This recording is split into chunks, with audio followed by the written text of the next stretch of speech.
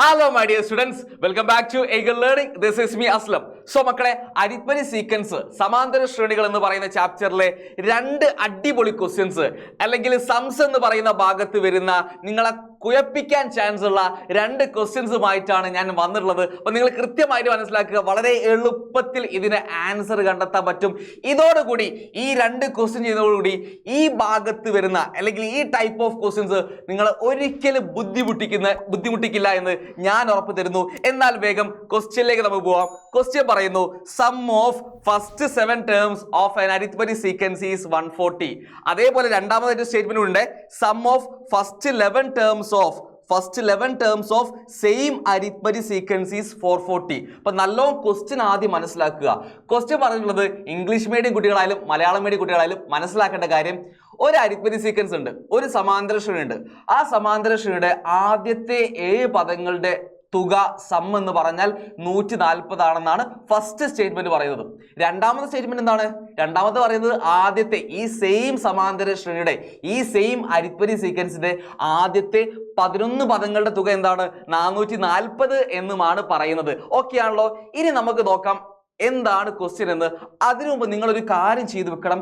തന്നിരിക്കുന്ന ഡീറ്റെയിൽസ്, ക്വസ്റ്റ്യനിൽ തന്നിരിക്കുന്ന ഒരു ഡീറ്റെയിലിംഗ് നിങ്ങൾ എന്താക്കുക, ജസ്റ്റ് ഡാറ്റാസ് എന്താക്കുക, എവിടെയെങ്കിലും ഒന്ന് എഴുതി വെക്കാം. നമ്മൾ എന്താക്കുന്നു, അതൊന്ന് എഴുതി വെക്കാണ്. തന്നിരിക്കുന്നത് ആദ്യത്തെ 7 ടേംസിന്റെ സം ആണ്. സോ നമുക്ക് എന്താക്കാം, S7 എന്ന് ഇയാൾ എഴുതാൻ പറ്റും.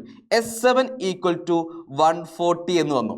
പിന്നെ പറയുന്നതാണ് 11 പദങ്ങളുടെ സം ആണ്, തുകയാണ്. സോ S11 ഈക്വൽ ടു 440 എന്നും തന്നിട്ടുണ്ട്. ഇനി ക്വസ്റ്റ്യൻ പറയുന്നു what is the 4th term of this arithmetic sequence. ഈ സമാന്തര ശ്രേണിയുടെ 4ാമത്തെ പദം കണ്ടുപിടിക്കാനാണ് പറയുന്നത്. ഫസ്റ്റ് ക്വസ്റ്റ്യൻ കേട്ടോ. എടാ, 4ാമത്തെ പദം x4 ആണെന്ന് അറിയാവുന്ന കാര്യമാണ്. അപ്പൊ അതിനു മുമ്പ് ഞാനൊരു സിമ്പിൾ ആയിട്ടുള്ള ഒരു ഇക്വേഷൻ നിങ്ങളെ പരിചയപ്പെടുത്താണ്. ഒരു സമാന്തര ശ്രേണിയിലെ ഒരു അരിത്മെറ്റിക് സീക്വൻസിലെ പദങ്ങളുടെ എണ്ണം, ടേംസിന്റെ എണ്ണം ഓഡാണ്, ഒറ്റ സംഖ്യയാണ്. അങ്ങനെയാണെങ്കിൽ മക്കൾ മനസ്സിലാക്കേണ്ട വളരെ ഇമ്പോർട്ടൻറ്റ് ഇക്വേഷൻ ഉണ്ട്. അങ്ങനെയാണെങ്കിൽ അതിൻ്റെ മിഡിൽ ടേം, മധ്യപദം കണ്ടുപിടിക്കാൻ നമുക്ക് എന്ത് ചെയ്യാം എന്നറിയോ?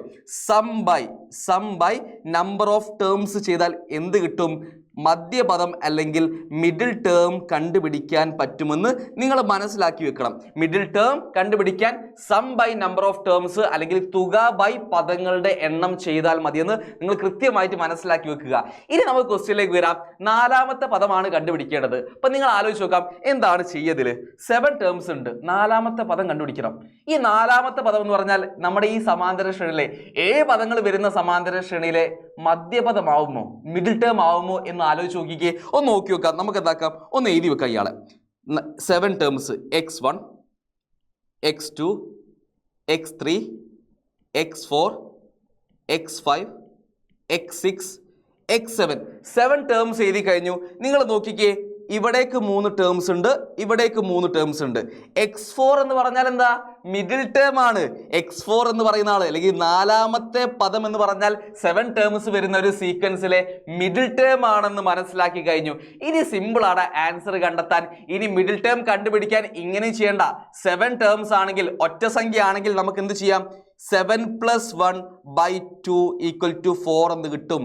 സോ 7 ടേംസ് വരുന്ന 7 പദങ്ങൾ വരുന്ന ഒരു സമാന്തര ശ്രേണിയാണെങ്കിൽ മിഡിൽ ടേം എന്ന് പറഞ്ഞാൽ നോട് 1 കൂട്ടി 2 ഡിവൈഡ് ചെയ്താൽ കിട്ടുന്ന ആ വാല്യൂ ആണ്, വിച്ച് ഈസ് 4 ആണ്. 4ാമത്തെ പദമാണ്. സോ 4ാമത്തെ പദമാണ് കണ്ടുപിടിക്കേണ്ടത്. x4 equal to middle term ആണ് 7 ടേംസ് ആണെങ്കിൽ, വിച്ച് ഈസ് ഈക്വൽ ടു, എടാ, സം ഓഫ് 7 ടേംസ് എന്ന് പറഞ്ഞാൽ 140 ആണ്. സോ 140 ബൈ, അല്ലെങ്കിൽ വേണ്ട നമുക്ക് എന്താക്കാം, സം എഴുതിയിട്ട് ഇക്വേഷൻ ഒന്ന് എഴുതിക്കാം. സം S7 എന്ന് കൊടുക്കാം. S7 ബൈ 7 ചെയ്താൽ മതി. 7 ടേംസിന് sum by number of terms എന്താണ്? 7 ആണ് വരിക. Which is equal to S7 എന്ന് പറഞ്ഞാൽ എന്താ? 140 ആണ്. 140 by 7 which is equal to 14 by 7 എന്ന് പറഞ്ഞാൽ 2 ആണ്. 0 ബാക്കിയുണ്ട്, 20 ആയിട്ട് മാറുന്നു. x4 അല്ലെങ്കിൽ 4ാമത്തെ ടേം എന്ന് പറഞ്ഞാൽ എന്തായിട്ട് മാറും? 4ാമത്തെ പദം എന്ന് പറഞ്ഞാൽ എന്തായിട്ട് മാറുന്നു? 20 ആയിട്ട് മാറുന്നു. സിമ്പിൾ അല്ലേ? ഇനി അങ്ങനെയാണെങ്കിൽ നമുക്ക് ഇതിൽ രണ്ടാമത്തെ ക്വസ്റ്റ്യൻ ഉണ്ട്. ഇതേപോലെ വരുന്ന ക്വസ്റ്റ്യൻ ആണ്. എങ്ങനെ ആൻസർ ചെയ്യാൻ നോക്കാം. ഫൈൻഡ് ഇറ്റ്സ് 6th ടേം എന്ന് പറയുന്നു. 6ാമത്തെ പദമാണ് കണ്ടുപിടിക്കേണ്ടത്. ഇതിനെന്ത് ചെയ്യും? നിങ്ങൾ നോക്കിക്കേ, രണ്ടാമത്തെ ഡാറ്റ എന്താണ്? 11 പദങ്ങളുടെ സം എന്താണ്? 440 ആണ്. 11 പദങ്ങളാണെങ്കിൽ അതിന്റെ മിഡിൽ ടേം മധ്യപദം എന്തായിരിക്കുമെന്ന് ആലോചിച്ച് നോക്കിക്കേ. 6ാമത്തെ ടേം ആയിരിക്കുമോ?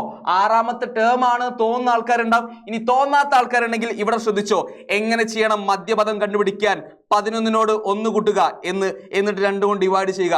11 + 1 12 ആണ്. 12/2 എന്ത് കിട്ടുന്നു? 6 എന്ന് കിട്ടുന്നു. 11 പദങ്ങളാണെങ്കിൽ മിഡിൽ ടേം എന്ന് പറഞ്ഞാൽ എന്താണ്? 6 ആണ്. സോ എന്ത് ചെയ്താൽ മതി? സെക്കൻഡ് ക്വസ്റ്റ്യന്റെ ആൻസർ കണ്ടെത്താൻ, രണ്ടാമത്തെ ക്വസ്റ്റ്യന്റെ ആൻസർ കണ്ടെത്താൻ, അല്ലെങ്കിൽ x6 6ാമത്തെ പദം 6ാമത്തെ ടേം കണ്ടെത്താൻ എന്ത് ചെയ്താൽ മതി? S11/11 ചെയ്താൽ മതി. 11 പദങ്ങളുടെ തുക എന്ന് പറഞ്ഞാൽ എന്ത് കിട്ടും? 440 എന്ന് കിട്ടും. അതേപോലെ തന്നെ 11 കൊണ്ടാണ് നമ്പർ ഓഫ് ടേംസ് എന്താണ്? 11 ആണ്. സോ 440/11 എന്ന് വരുന്നു. വിച്ച് ഇസ് ഈക്വൽ ടു 44/11 എന്ന് പറഞ്ഞാൽ 4 ആണ്, 0 ബാക്കിയുണ്ട്. സോ 40 എന്ന് കിട്ടുന്നു. 6ാമത്തെ ടേം x6 എന്ന് പറഞ്ഞാൽ എന്ത് കിട്ടി? 40 എന്ന് കിട്ടി.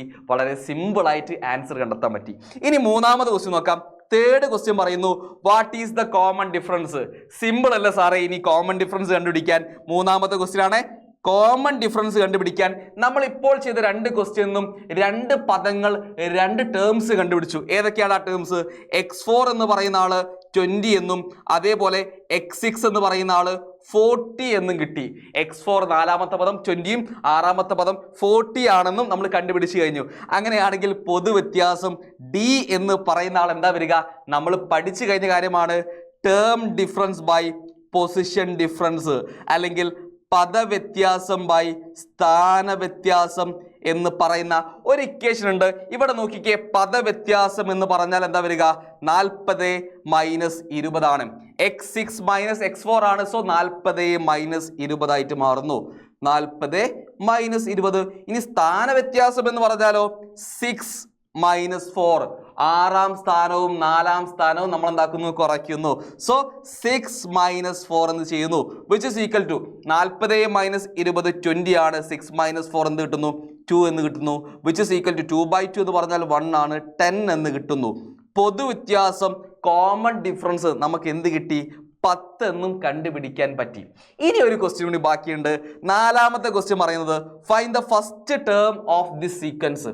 ഈ സീക്വൻസിലെ 1ാമത്തെ പദം കണ്ടുപിടിക്കണം. നമ്മൾ എന്ത് ചെയ്യും? നമുക്കറിയാവുന്ന ഒരുപാട് കാര്യങ്ങളുണ്ട്, പക്ഷെ സിമ്പിൾ ആയിട്ട് കണ്ടുപിടിക്കാൻ പറ്റും. 4ാമത്തെ പദം അറിയാം. നമ്മൾ 4ാമത്തെ പദം കണ്ടുപിടിച്ചിട്ടുണ്ട്. 4th ക്വസ്റ്റ്യൻ ആണ്. 4ാമത്തെയോ 6ാമത്തെയോ ഏത് പദം യൂസ് ചെയ്യാം. നമുക്ക് 4ാമത്തെ പദം ഇവിടെ അറിയാം. x4 എന്ന് പറഞ്ഞാൽ എന്താണ്? 20 ആണ്. അതേപോലെ പൊതുവ്യത്യാസം കോമൺ ഡിഫറൻസ് കണ്ടുപിടിച്ചു. അതെന്താണ്? 10 ആണ്. അങ്ങനെയാണെങ്കിൽ നമുക്ക് 1ാമത്തെ പദം കണ്ടുപിടിക്കാൻ എന്ത് ചെയ്താൽ മതി എന്നറിയോ? 4ാമത്തെ പദത്തിൽ നിന്നും, എടാ നിങ്ങൾ ആലോചിച്ച് നോക്കിക്കേ, 4ാമത്തെ പദത്തിൽ നിന്നും എത്ര പൊതുവ്യത്യാസം കുറച്ചാലാണ് 1ാമത്തെ പദം കിട്ടുക? 4ഉം 1ഉം തമ്മിലുള്ള വ്യത്യാസം എന്താണ്? 3 ആണ്. സോ 3 പ്രാവശ്യം പൊതുവ്യത്യാസം കുറച്ചാലാണ് എന്ത് കിട്ടുക? 1ാമത്തെ പദം കിട്ടുക. 4ാമത്തെ പദത്തിൽ നിന്നും 3 പ്രാവശ്യം കോമൺ ഡിഫറൻസ് കുറച്ചാൽ 1ാമത്തെ പദം കിട്ടും. സോ x4 - 3 × 10 ആണ് നമ്മൾ ചെയ്യേണ്ടത്. x4 എന്ന് പറഞ്ഞാൽ 3 × 10 പറഞ്ഞാൽ എന്താക്കുന്നു? പൊതുവ്യത്യാസം കൊടുക്കാം. 3d ആണ് നമ്മൾ ചെയ്യേണ്ടത്. x4 എന്ന് പറഞ്ഞാൽ 20 ആണ്. -3 × d എന്ന് പറഞ്ഞാൽ 10 ആണ്. വിച്ച് ഇസ് ഈക്വൽ ടു 20 - 3 × 10 എന്താണ്? 30 വരുന്നു. 20 - 30 എന്താ വരിക? -10 ആണ്. സോ x1 അല്ലെങ്കിൽ ഫസ്റ്റ് ടേം എന്ന് പറയുന്ന ആൾ എന്തായിട്ട് മാറുന്നു? -10. നമുക്ക് f എന്ന് കൊടുക്കാം. ഇനി എൻ്റെ വക ഒരു ക്വസ്റ്റ്യൻ കിടന്നോട്ടെ. എന്താ ക്വസ്റ്റ്യൻ അറിയോ?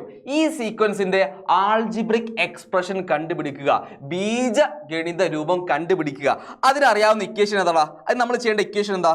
dn + f - d ആണ്. xn = dn + f - d ആണ്. എടാ d നമ്മൾ കണ്ടുപിടിച്ചില്ലേ? d എന്താണ്? 10 ആണെന്ന് നമ്മൾ തൊട്ടുമുമ്പ് കണ്ടുപിടിച്ചു. അതേപോലെ തന്നെ f എന്ന് പറയുന്ന ആൾ എന്ത് കണ്ടുപിടിച്ചു? -10 ആണെന്ന് നമ്മൾ കണ്ടുപിടിച്ചു. സോ f = -10 ആണ്. Which is equal to d ക്ക് പകരം എന്ത് കൊടുക്കാം? 10 എന്ന് കൊടുക്കാം. ഇൻറ്റു n ന് പകരം എന്താ? n തന്നെയാട്ടോ.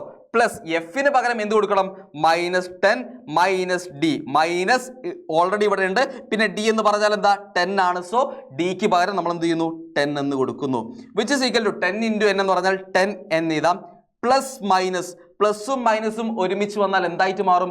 മൈനസ് ആയിട്ട് മാറും. -10 -10 എന്ന് പറഞ്ഞാൽ രണ്ടും നെഗറ്റീവ് നമ്പേഴ്സ് ആണ്. ആഡ് ചെയ്ത് നെഗറ്റീവ് ആയിരിക്കും ആൻസർ വരിക.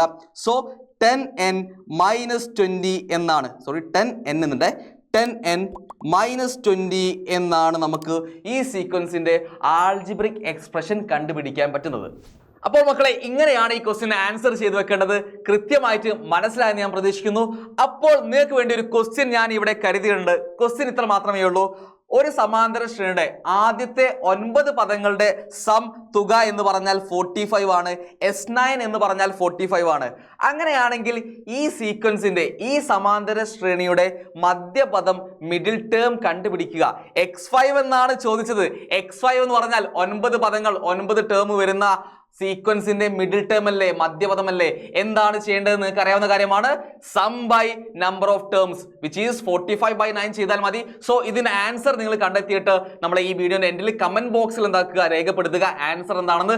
അതേപോലെ തന്നെ വീഡിയോ ഇഷ്ടമായാൽ ലൈക്ക് ചെയ്യുക, ഷെയർ ചെയ്യുക. അതേപോലെ ഇതുപോലുള്ള വീഡിയോസുമായിട്ട് നമ്മൾ ഇനി വരുന്നുണ്ട്. സോ ചാനൽ സബ്സ്ക്രൈബ് ചെയ്യാനും മറക്കരുത്. സോ കൃത്യമായി പഠിക്കുക. അടുത്ത വീഡിയോയിൽ കാണാം. See you.